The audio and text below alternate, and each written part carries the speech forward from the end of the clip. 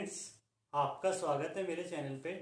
तो आज की जो मेरी वीडियो है काफ़ी इंफॉर्मेटिव वीडियो है, काफ़ी इंपॉर्टेंट वीडियो है उन बच्चों के लिए जो किसी भी कारणवश इस सीएसआर नेट के एग्ज़ाम में रह गए हैं। तो देखिए, मैं उनसे ये कहना चाहूँगा कि देखिए, आपको डिप्रेशन में जाने की कोई ज़रूरत नहीं है या आपको ज़्यादा उदास होने की ज़रूरत नहीं है। देखिए, अगर आप फेल हुए हैं तो उससे आप कुछ सीखे ही हैं, आप ये मान के चलें। क्योंकि देखिए, फेल होने के बाद आपके पास दो रास्ते होते हैं। एक तो ये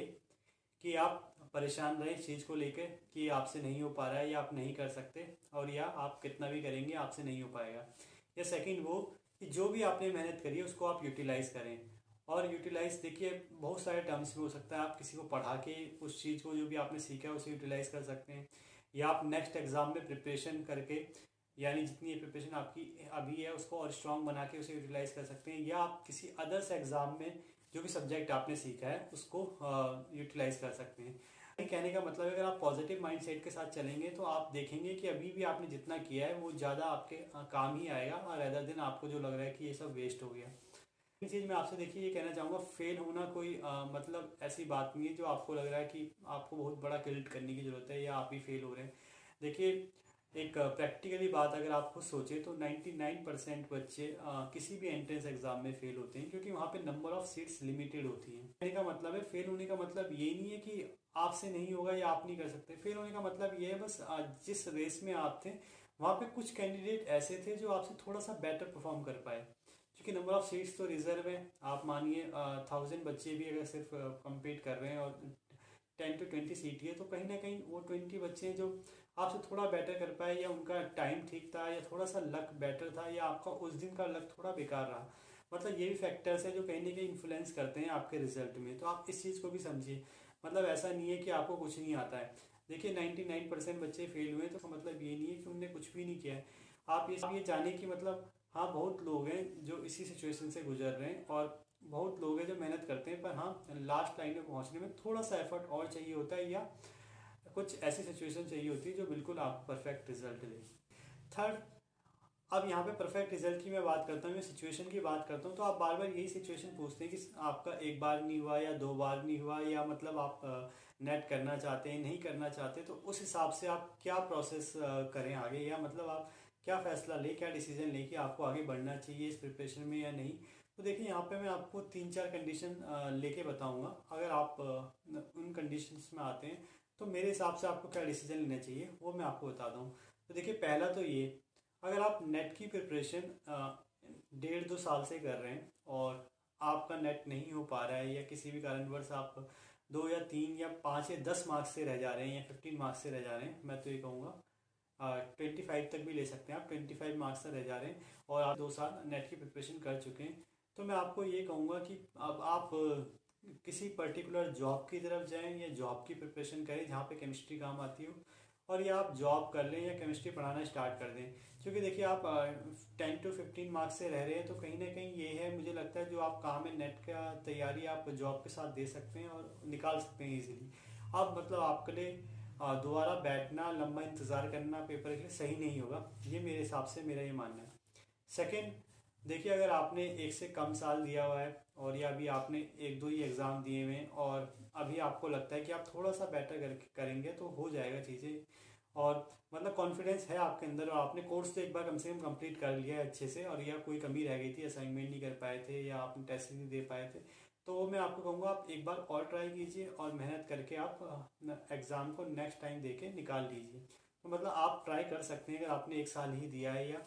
आप पे भी टाइम है, एज भी है, और आपको लगता है कि आप कर पाएंगे, क्योंकि आपने पिछली बार ये गलती कर दी थी, ये चीज़ नहीं पूरी हो पाई थी, तो मैं कहूँगा आप ये चीज़ पूरी करके जो भी आपकी कमी रही है, चाहे टेस्ट सीरीज, चाहे असाइनमेंट, चाहे थोड़ा सा कोई सब्जेक्ट रह गया हो, उसे पूरा करके आप एग्ज़ाम दे दीजिए। थर्ड सिचुएशन, देखिए, अगर आप पीएचडी करना चाहते हैं और आप 1.5-2 साल लगा चुके हैं नेट के एग्ज़ाम में, पर फिर भी आपका नेट नहीं हो रहा है, तो मैं आपको ये कहूँगा आप प्लीज़ एनरोल हो जाइए किसी प्रोजेक्ट में, या किसी कहीं भी पीएचडी में। और पीएचडी में आप विदाउट नेट के भी एनरोल होते हैं, बस ज़रूरत है कि आप रेगुलर मेल करें, और आप इतना भी कर सकते हैं कि आप गेट के पेपर तक रुक जाइए, और गेट और टीएफआर के पेपर में ज़्यादा ध्यान दें, उन्हें भी अगर आप निकाल देते तो वहाँ से ही पीएचडी में अच्छे कॉलेजेस में एडमिशन हो जाता है। फोर्थ पॉइंट, देखिए, ये उन बच्चों के लिए जो नेट निकालना चाहते हैं पर पीएचडी नहीं करना चाहते हैं, और उनको भी साल भर हो गया है, तो मैं उनको ये कहूँगा आप भी चाहें तो अपने सब्जेक्ट की नॉलेज को किसी पर्टिकुलर जॉब में लगाएं तो ज़्यादा बेटर रहेगा, या अदर एग्ज़ाम में लगाएं, क्योंकि आपका अगर नेट से ज़्यादा कुछ लेना देना है नहीं, मतलब इस रिगार्डिंग कि आपको पीएचडी नहीं करनी, तो प्लीज़ आप किसी पर्टिकुलर एग्ज़ाम के पीछे भागने से कोई फ़ायदा नहीं है। और वो भी मैं इसलिए कह रहा हूँ क्योंकि आजकल की जैसे सरकमटेंस चल रहे हैं उसको देख के मैं आपको बता रहा हूँ, क्योंकि देखिए एग्ज़ाम का होना, रिज़ल्ट आना ना होना, और या सीट बढ़ना कम होना, कोई भी अब गारंटी नहीं रही है अगर आप पिछले 2 साल से देखें तो। इसीलिए अगर आप एक एग्ज़ाम के पीछे इतना लंबा जाते हैं तो आपको कितना लंबा जाना पड़ जाएगा इसकी भी कोई गारंटी नहीं कि आप अभी फरवरी की तैयारी कर रहे हैं, क्या पता एग्ज़ाम जून में हुए, क्या पता रिजल्ट आपको दिसंबर तक आए। तो इसीलिए मैं कहूँगा अगर आप नेट सिर्फ अपने मतलब एक सेटिस्फेक्शन निकालना चाहते हैं और साल भर से ऊपर आपको इन चीज़ों में हो गया है, तो प्लीज़ आप इसका पीछे छोड़ के आप किसी और एग्ज़ाम की तैयारी करें जिसमें केमिस्ट्री काम आती हो, ताकि आप ज़्यादा बेटर कर पाएँ, और या आप कुछ और भी साथ में कर लें और इस एग्ज़ाम को देते रहें। तो ये सिचुएशन अगर आपके साथ है तो यहाँ पे मुझे लगता है आपको ये फैसला लेना चाहिए। बाकी लास्ट तो यही है कि आप जो भी करेंगे मुझे लगता है बेटर ही करेंगे, क्योंकि मेरे से ज़्यादा अपनी कंडीशन आप ज़्यादा बेहतर जानते हैं। मुझे एक्सपीरियंस ज़रूर है, पर फिर भी आप अपनी लाइफ में क्या सिचुएशन है जो आप फेस कर रहे हैं वो आपको फिर भी ज़्यादा पता है, और कैसे आप उसको हैंडल कर सकते हैं वो मुझे लगता है अच्छे से खुद ही मैनेज कर पाएंगे। क्योंकि देखिए सब अपने जीवन में जो भी करते हैं मुझे लगता है बेस्ट ही करते हैं अपने हिसाब से, और आपने तो सारी सिचुएशन पहले भी झेली होंगी, क्योंकि अब इस एज में आके इंसान ऐसा तो नहीं है पहली प्रॉब्लम में बहुत सारी प्रॉब्लम से फेस करके ही आगे बढ़ा है, तो मुझे लगता है आप इसे भी अच्छे से हैंडल कर लेंगे। अब नेक्स्ट मैं अगर बात करूं उन बच्चों के लिए जिन्हें अभी भी फेलियर का ही लग रहा है कि एग्ज़ाम नहीं हो पाया, तो देखिए मैं कहूँगा बिना फेलियर के कोई सक्सेस नहीं आती है, और ये याद रखें बड़ी सक्सेस के लिए बड़ी फेलियर की ज़रूरत पड़ती है। और आप ये देखेंगे भी जो ज़्यादा सक्सेसफुल लोग हैं उन्होंने बहुत हार्ड सिचुएशन, बहुत टफ सिचुएशन को फेस किया है। तो अगर आप भी काफ़ी टफ सिचुएशन काफ़ी टाइम से फेस कर रहे हैं तो मुझे ये लगता है कि आप बहुत बड़ी सक्सेस पाने वाले हैं, और आपकी कहानी काफ़ी शानदार होने वाली है। और ये चीज़ आप मेरे पे बिलीव कीजिए, और नहीं अगर आप बिलीव करते तो भी आप कई सक्सेसफुल लोगों को देखें, उनकी स्टोरी सुने, तो आपको यही देखने को मिलेगा कि हाँ उन्होंने बहुत ज़्यादा फेलियर देखे तब जाके एक अच्छी सक्सेस लाए।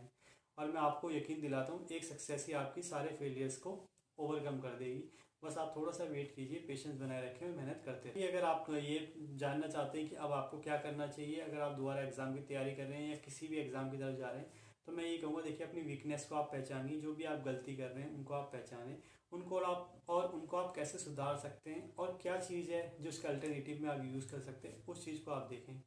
और अगर स्पेशल एंट्रेंस की बात करें तो एंट्रेंस में देखिए एक ही चीज़ है जो मेरे को लगता है आपको ध्यान में रखनी। एक तो ये कि देखिए आप क्वेश्चंस प्रैक्टिस ज़्यादा करें और टेस्ट असाइनमेंट सारे लगाएं। अगर आप कहीं से भी कोचिंग ले रहे हैं या नहीं भी ले रहे तो आप प्रीवियस ईयर अच्छे से करें। और नेक्स्ट टाइम मैनेजमेंट आपका अच्छा होना चाहिए, और टाइम मैनेजमेंट इसी से अच्छा होता है जितना आप असाइनमेंट और क्वेश्चन लगाते हैं। और साथ में नेट के पेपर के लिए स्पेसिफिक मैं बताना चाहूँगा, जैसे इस हिसाब से पेपर आ रहा है आजकल, आपसे कम से कम कि आप प्लीज़ किसी भी सब्जेक्ट को ना छोड़ें। हर पेपर हर सब्जेक्ट को आप एवरेजली पढ़ लें, और एवरेज से थोड़ा अच्छा करेंगे तो मुझे लगता है आपका JRF हो जाएगा, और चाहे वो रीजनिंग क्यों ना हो।